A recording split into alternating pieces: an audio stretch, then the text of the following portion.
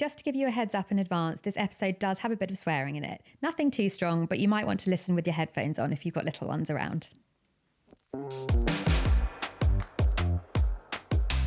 Hi, I am Millie McIntosh and I am joined by my ride or die bestie, Charlie. Hi guys, I am Charlie Bowd and I am the founder of Rumbletums. We are delighted to have you all join us for our journey today on Mumlemmas and more, where we talk about anything and everything. Nothing is off limits. How are you doing, babe? I'm good. I have had a bit of a funny weekend. My dad bought Orlando some fish for his birthday without consulting me.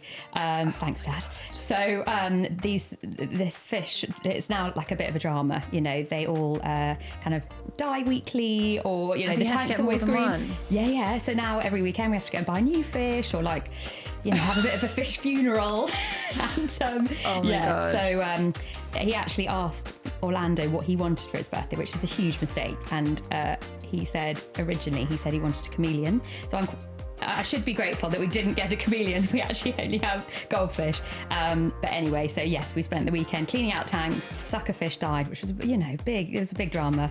Poor suckerfish. Oh, he was like the queen of the tank, you know. So you just put like a fake fish in there and just pretend. It's clever. Should do that. Yeah. I feel like Orlando would probably figure it out. Yeah, he would. I don't need like multiple fish in my life, I have to say. You know, on top of everything. I can't. How about you? How was your weekend? My weekend was good. I went with Sienna, just me and her, to stay with my sister who just had a baby. Oh. And she was so cute. But after our chat about having another child, like, I'm now back to not wanting another child. Stop it. I love it. My neighbours just had a newborn, and you know what? I kind of went in quite hard on the argument of having a third kid, and then actually I had the same thing. I could hear the baby crying through the wall all night. Yeah. And I was like, and you suddenly get a flashback, and you're like, oh my God, it's so fucking hard, and you realise you've forgotten all the hard stuff. I mean, when you actually have that realisation, you're like, oh yeah, it wasn't actually just super fun and easy all the time. Yeah, I was like, oh God, poor them. I feel so sorry for them. The other thing I've been doing all weekend is, so we are about to launch Rumbletums.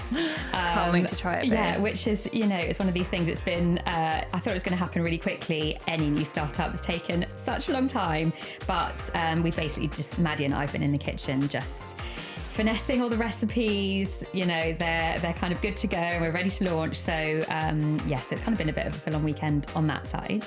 Babe, I literally cannot wait to try them. I actually just found out also that our season sponsor, Remedy Kombucha, they started it in the kitchen, husband and wife team.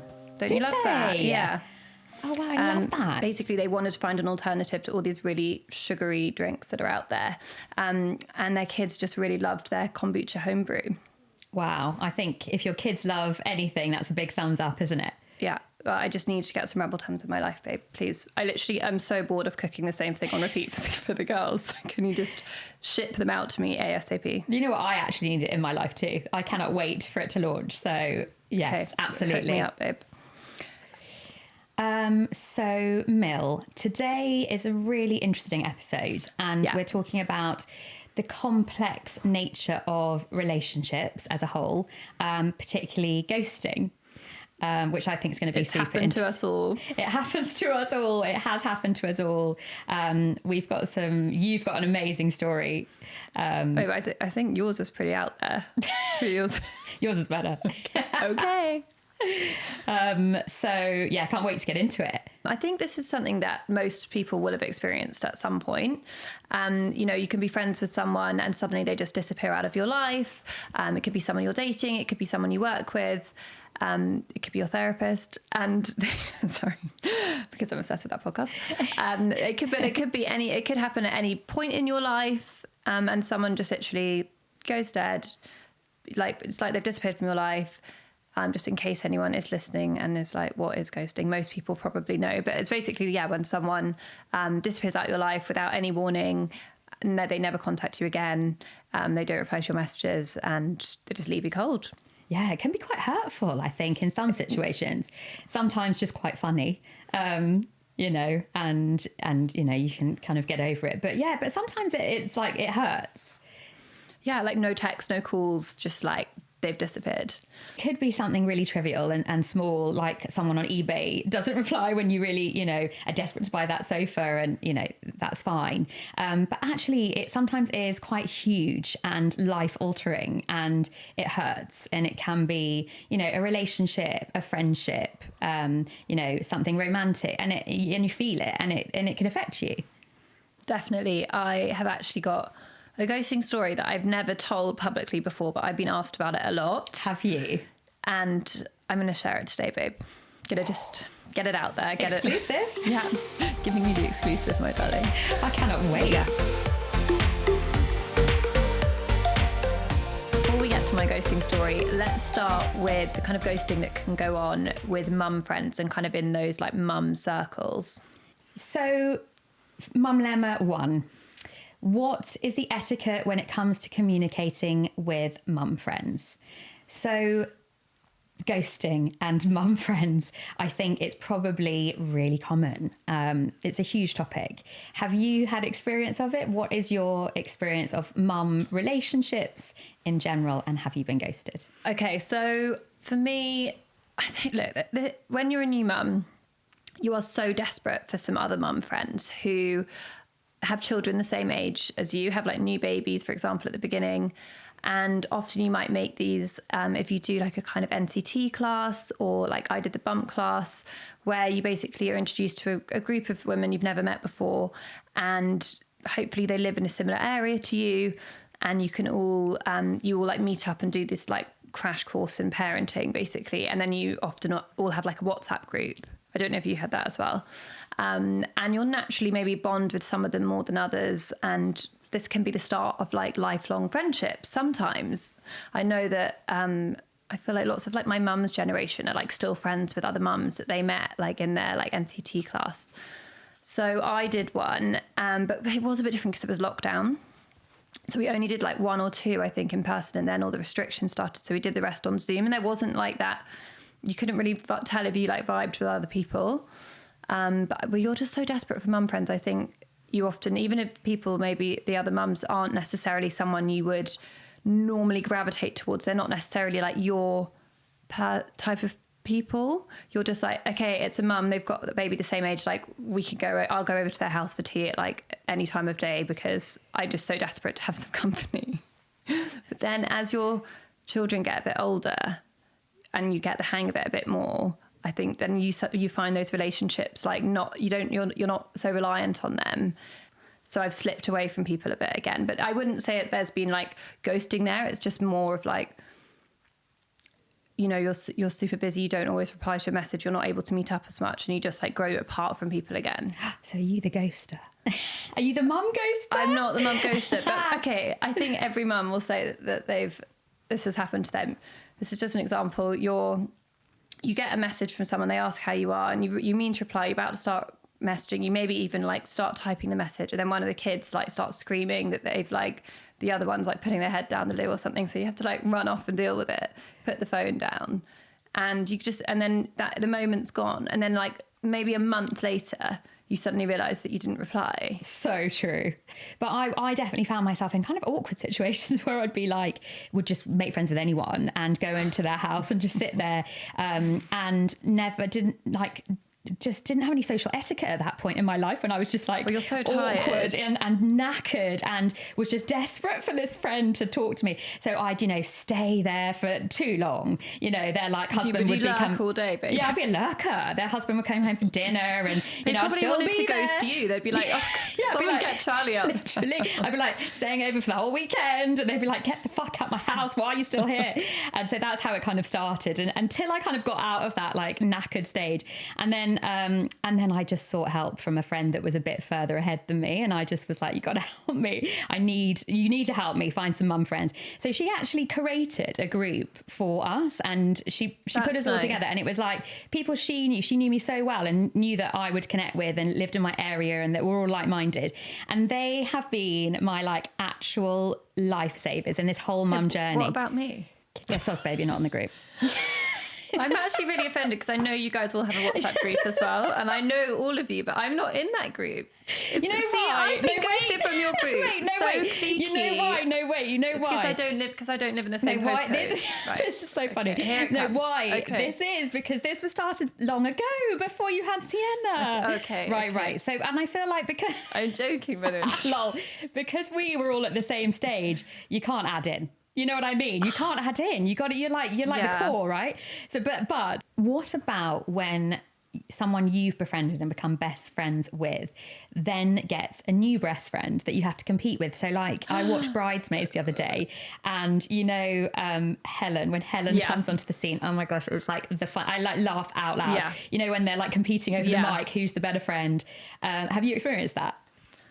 I have not full scale like that, but I became friends with another mum, and then started to find her quite like exhausting. But she introduced me to one of her friends, so we had like a WhatsApp group with the three of us. But then I started to just want to hang out with her friend and not her. Ooh. So I made a separate WhatsApp. No, you didn't. And then I would say I was busy when she wanted to hang out, but then I would message the friend and say, actually, I'm not busy. Do you want to meet up? No. Just the two of us. Is that really bad? You did a breakout group. I did a breakout group. Oh, Yeah. that's bad if you're the person that's left in the in the God. main group and everyone else is broken out. But like, yeah, just like it was too draining. Soz not soz. Soz not soz. You know, in like every mum group, there's always like a queen bee. Oh, you mean Amanda from Motherland? Oh my God, you're so the queen bee, aren't you? I'm about to like tell this whole story, and actually, you're going to be the queen bee, aren't you? Babe, no way. I bet you are. Well, the queen bee. What are you talking about? Like me? No, seriously, not me, babe. Okay, Oh my God, maybe. It's you. You are the queen bee ghoster. No, I'm not. I'm not the queen bee mean mum though. No, you're not. You are the nicest. Sienna's not at school yet, so I feel like I haven't found my mum. What's the right word? Because Sienna has. I'm not doing the kind of school gate stuff yet. Because Sienna's only at nursery 3 mornings a week. I don't feel like I've fully found my place in the kind of mum tribe yet, because Sienna's not at school, hasn't started school. We'll see. I definitely feel like there are mums, because I obviously am doing the school thing, that are like, you kind of have a crush on, you know, that are like really, you know, I feel like I'm always in a bit of a rush. So I kind of do the school run almost like with a towel turban, like on my head, you know, like really just like a bit of a mess. And there are always those mums that just look pretty fab, pretty put together, that you kind of perv on at the school gates and think, I really want to be her friend. Don't have time to be your friend, but if I did, then I'd pick you. You know, so there are always those ones, I think. I feel like I do feel lucky. I feel like I've got some really awesome mum friends already. But I'm kind of excited. Like maybe when Sienna starts school, I will make some new ones. Yeah, you definitely will.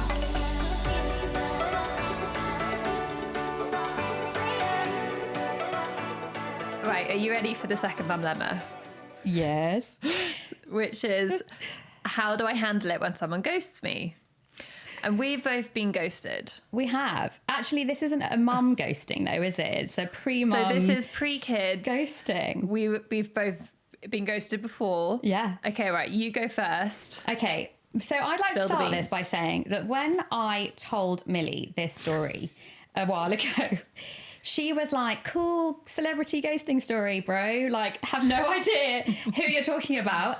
And I was like, what? How? Because obviously you're like the slightly younger generation. I was like, how have you not heard of this person? And then there was like a double-page article about this particular person in Sunday Times Style. And you were like, oh my God, he's actually like, he's trending. It's actually a cool story. So do you take it back? I take it back, but it's not my fault that like the cultural reference went over my head because I'm too young, babe. Soz. Oh my God, so young. So sorry if you don't know who this person is. Are you going to say who it was? Well, I'll tell the story. Okay. I can't believe I'm going first. I thought you were going to have to go first. Babes, I'm sorry, but I don't feel bad because I've literally spilled my guts on this podcast in previous series, so it's your turn. So my ghosting story. So this is a very long time ago when I was 21 and I was, for my sins, a promo girl. Oh my God, I used to be a flyer girl. Oh yes, exactly. Yeah. So it's kind of similar thing before I obviously started in my career. And I got a gig with a celebrity on a plane. Do you want to do it? I said, yeah, I'm in. That's fine. So anyway, got to the airport for this thing and got bundled into a van, and he was so fun, just like laughing, joking, just like a little kid basically, and we got on so well for the entire weekend. He was like, I need you in my life, and he was like, you have to come to my house on the weekends and and come and experience my life. Obviously said yes straight away, but he had like a hat room. I used to go and literally sit, like stalk. He's very, very, very into his cars, so he had a car room. He had a room for all his albums and platinum records. It was just like super, it's the coolest thing I've, ever experienced. Yeah. And anyway, the interesting thing about this story is it was quite far away. So I had to drive. And my car was otherwise, indisposed. So I couldn't take my own car. So I borrowed someone's car. I was borrowing it anyway. And I don't know anything about cars, have never been into cars. I kind of knew it was better than my car, but I didn't really realise how cool the car was. Anyway, so I drove down in this car, and when I got there for the first time, he couldn't believe that I was driving this car. He was like, this doesn't go together. How are you driving this super cool car? He's obviously so into his cars. And it was just like this thing. Every time he would come out, inspect the car, get in there, look at this car, wow, bang on about how amazing his bloody car was. He thought that the combination like hot girl, well, awesome car. Well, I think because I'm like a small girl, do you know what I mean? And so he just couldn't get over the fact that I was driving this. Anyway, so this car became this like huge thing. Every time I would go down there, he'd be like, get out, come and look at the car. So he was just so into this car, and I just kind of went along with it and obviously pretended it was mine. So this went on, and I saw him loads. And anyway, then the friend asked for their car back. And I was like, oh God, anyway, he asked me to come down. And so I had to kind of get my car out of the woodwork. And I was like, kind of thought about it and thought, considered that my car might give him the ick, but thought, no, of course not. Don't be ridiculous. Yeah. Don't be ridiculous. By this stage, it's about me. And how long had you been hanging out? Well, ages. And I was and I was like, come on, girl, have more confidence in yourself. It's definitely not about the car. It's you. You're awesome. Come on. Anyway, so park that thought. Anyway, so drove down in my car, but got to the house and had a bit of a self-conscious moment. So I kind of shoved my car behind a wall and rammed it into a bush, just because I was basically hid it. Basically hid it. Anyway, fine. At the end, left, and he was like, oh God, I'll walk you to your car. And I was like, oh no, don't worry about it. Don't worry about it. It's fine. And he was like, no, I saw you come in on the camera and you parked it weirdly. So I want to know. And I think he just saw my reaction and just thought, I want to see this car. So he comes out and he walks to the car. So my actual car was an old, bright blue Renault Clio that had been in a crash, which is why I couldn't drive it. So it was a write-off, and it was basically looked like a baked bean can that had been squashed in half. It was literally this big.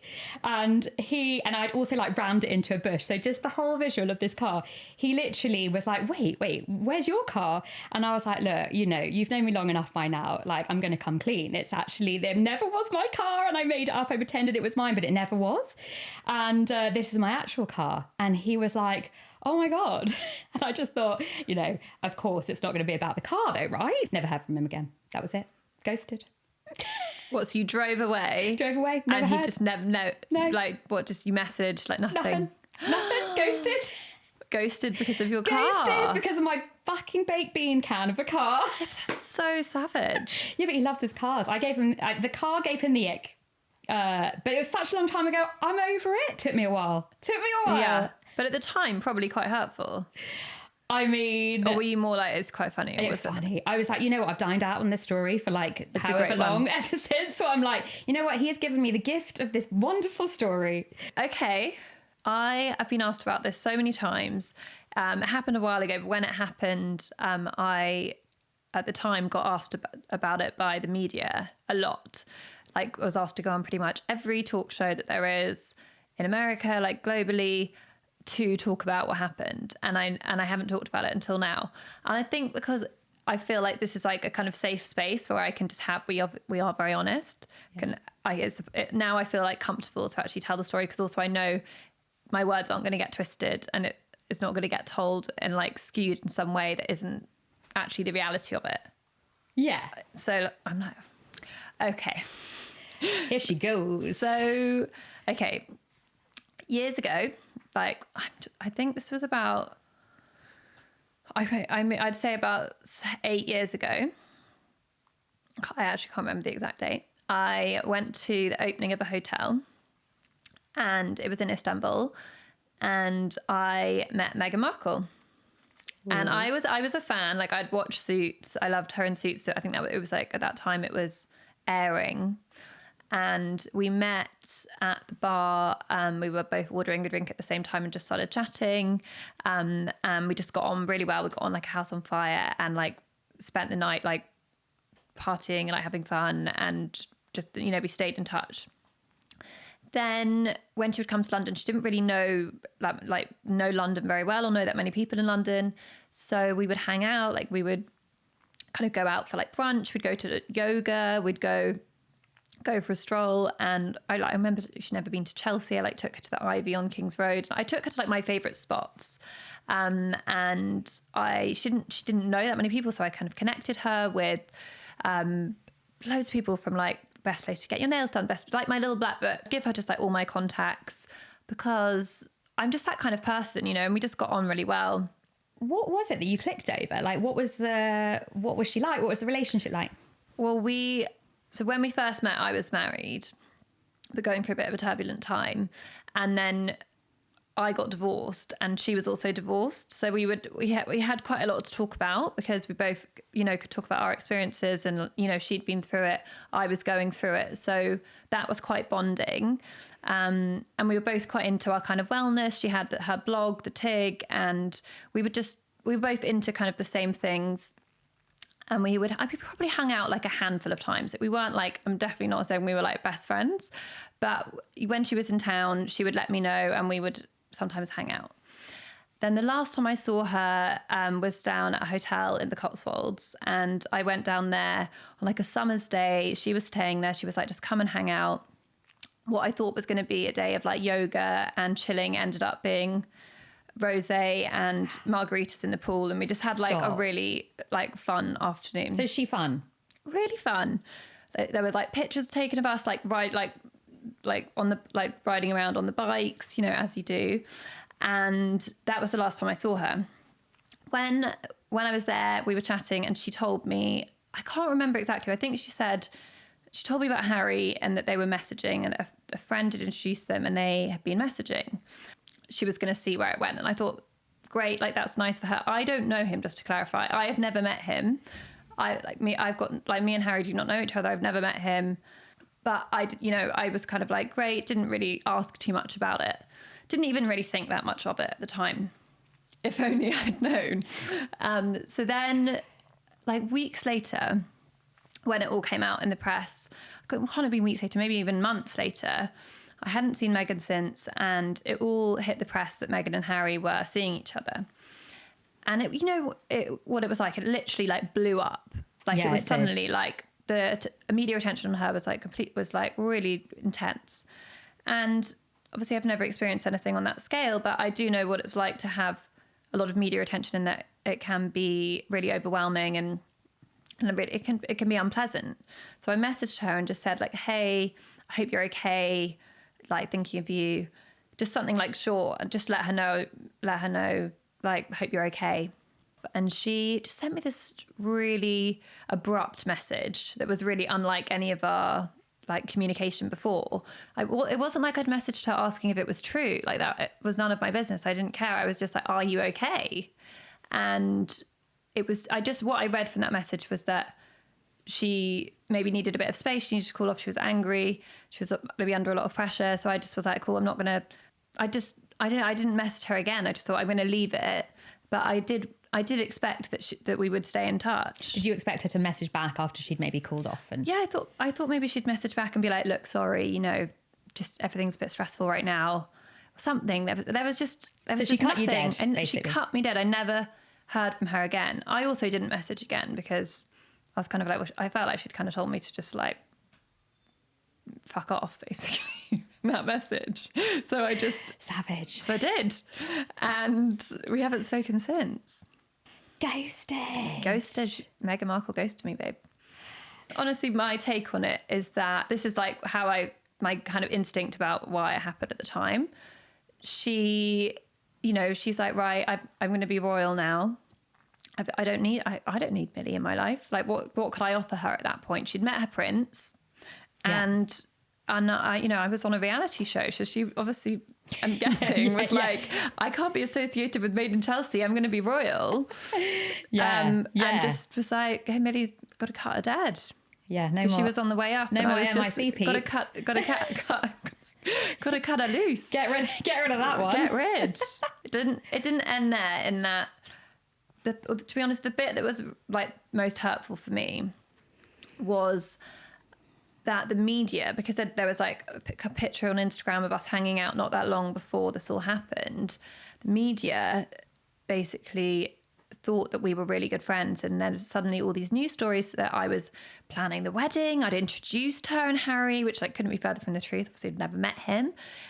Basically making it sound like I was like helping plan the wedding. I was a bridesmaid. I was really involved in their whole union, which was total bollocks. But I had like photographers like following me from my house, and the whole, like, I was slightly linked to this like massive media storm that was going on, because what the press were just like desperate to find out anything about Meghan, or anyone that she knew was kind of questioned as like who are the people in Meghan's life, who could have introduced her and Harry, and like all this speculation, to the point where at one point I was going to an event and I was walking with a garment bag, and apparently I had Meghan's dress in the bag. I mean, like, for fuck's sake, obviously not. And then when they got married and I wasn't there, obviously unsurprisingly, I wasn't at the wedding. There were loads of stories about why I'd been uninvited. No. And that was quite hurtful, because it was like I hadn't done anything, but my name was being dragged through it in quite a negative way. Like, and it was kind of a bit embarrassing, because I was like, well, God, like, the media think I'm literally like her busy mate, and I'm and she's ghosted me. So yeah, that's my story. So at the time, honestly, it was quite hurtful. I'm obviously over it now, but looking back, like, I do remember, like, when they got married, I was a bit like, this just feels a bit shit because she's ghosted me. It's amazing how the media can do that. Yeah. But I mean, looking at it now, I think I got off lightly, because imagine actually being involved in that media circus. So true. It must be really difficult. I think the reason it was painful as well was because we did get on really well, and she would, and I honestly do not wish her any bad. Like, I look at it and I think it's quite funny, because, but also I think we all know it hasn't just happened to me. Totally. And also you were coming from a place of coming from a really good place with a good heart and good intentions. And it was taken a different way. Maybe she just didn't like me, babe. This is it, babe. Maybe. How can you not, though? I love you. I think I just wasn't useful anymore. So, of course, there's always two sides to every story. So, I'd be fascinated to know what, like, from her side. I have thought about it a few times and just thought, I'd love to just sit her down and ask her, like, straight out, like, why did you ghost me? But, there's two sides to every story. And, who knows, maybe she's got a different take on it.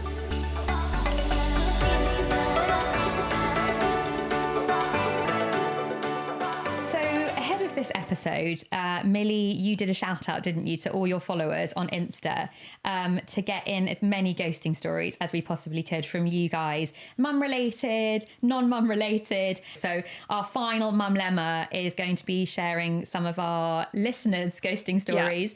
Yeah. It's good to share this stuff because, let's face it, it can hurt, right? Okay, here we go.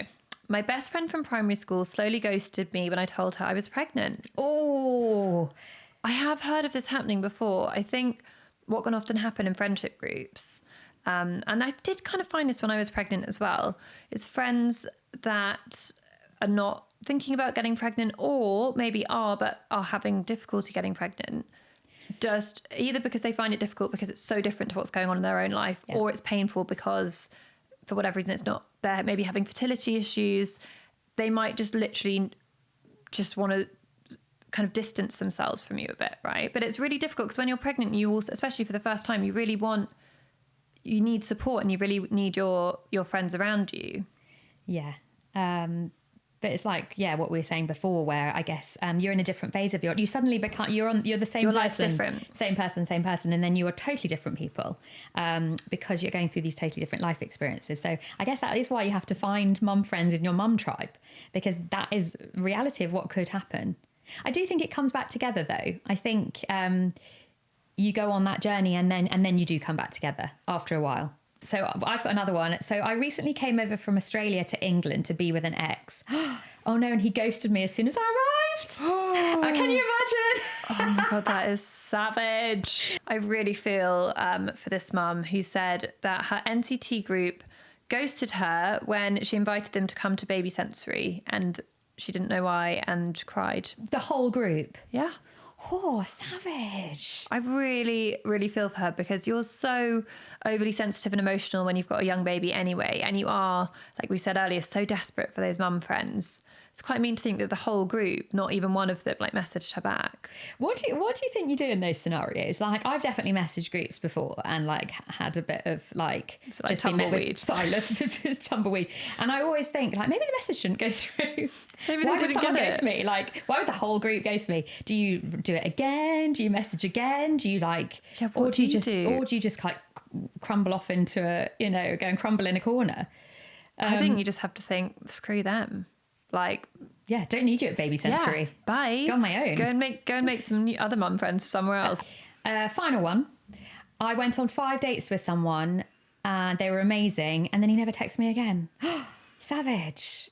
I mean, this happens a lot. I don't know if you read Dolly Alderton's book No. Ghosts, but like it's amazing. Like, talk about dating, and I haven't been single since I was like 21, maybe 21, 22. But when I hear about other people like dating, it's rough out there. People like get ghosted all the time. It's like really common, especially like you maybe like dating someone you met on an app, so you don't know them, you don't know anyone else that they know.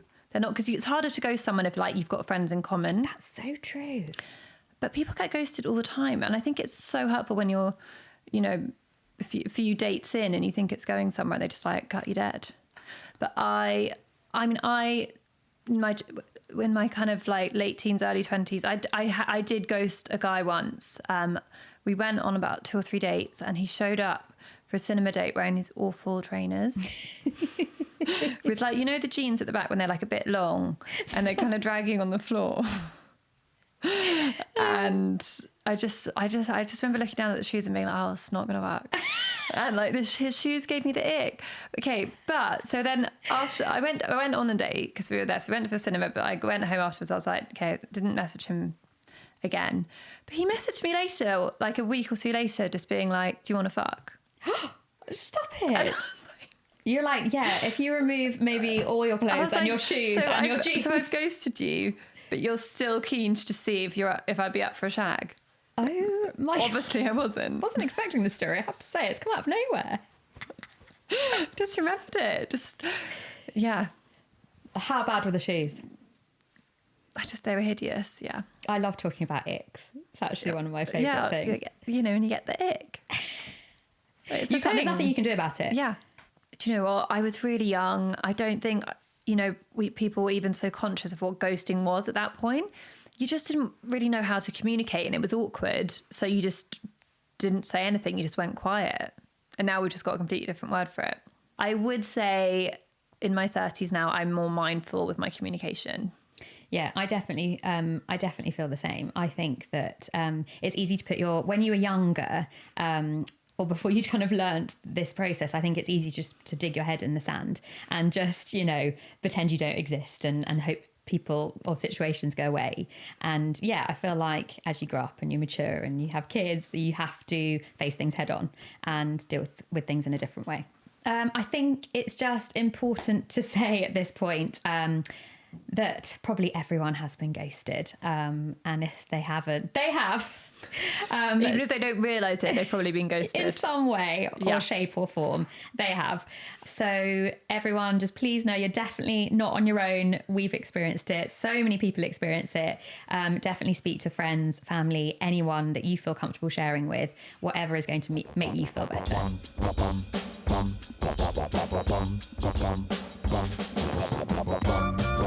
Okay, you guessed it. It is time for the Are You Toff Enough Made in Chelsea quiz. Let's make one of our listeners very happy. Let's do it.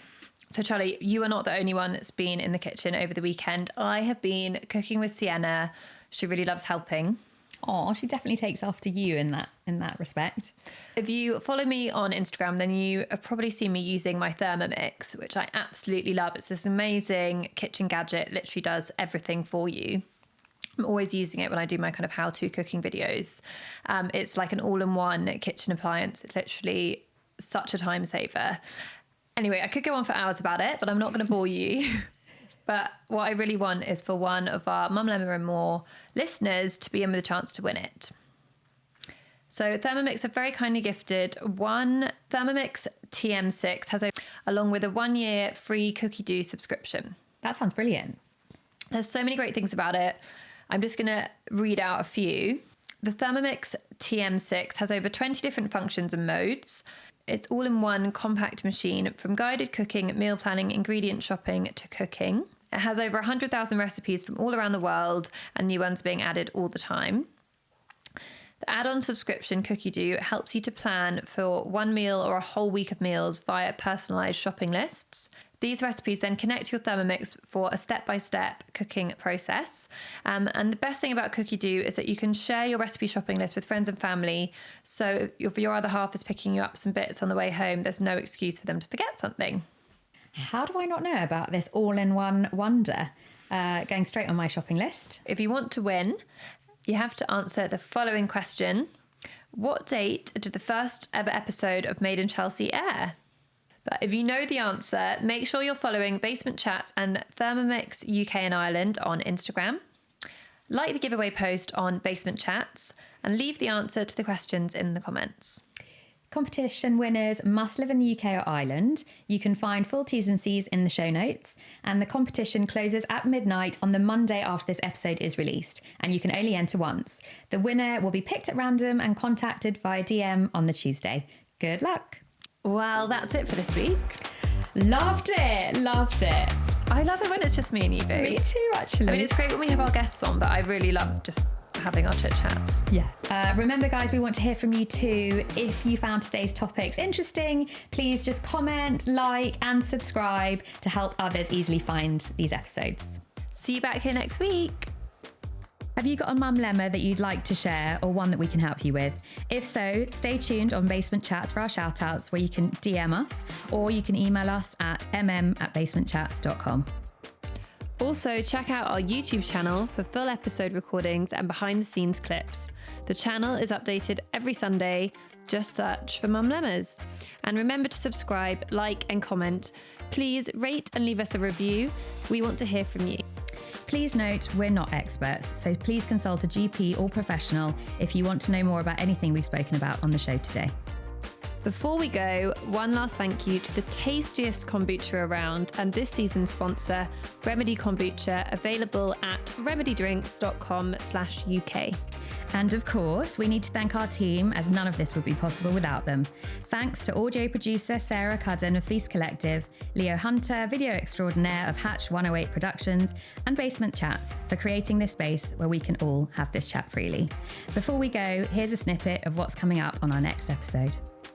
Coming at sex from a perspective of pleasure and personal growth is really good. You know, you've got so many women doing things like orgasmic manifestation now where they take their own pleasure. I want to do Yes. What is that? Thanks for that on a manifest board. Is reframing. So you want to kind of look at your body and reframe it. So you want to think about, how do I dress this body? How do I care for it? How do I do all these different things that make it feel good, which might not be the same things as they were before. So it's going to be new underwear, new toys, new products, you know, a whole wave of things that are going to help you adjust. But when you're breastfeeding, you do not want to have sex, and you do not feel sexual. I don't remember feeling sexual. No. Also that your boobs like start leaking. Yeah. If you don't have a bra on, literally you just start spraying milk everywhere. I don't know, maybe some guys find that sexy, but I think it's definitely a kink for some people, but maybe not. When you're breastfeeding, you do not want to have sex, and you do not feel sexual. I don't remember feeling sexual. No. Also that your boobs like start leaking. Yeah. If you don't have a bra on, literally you just start spraying milk everywhere. I don't know, maybe some guys find that sexy, but I think it's definitely a kink for some people, but maybe not.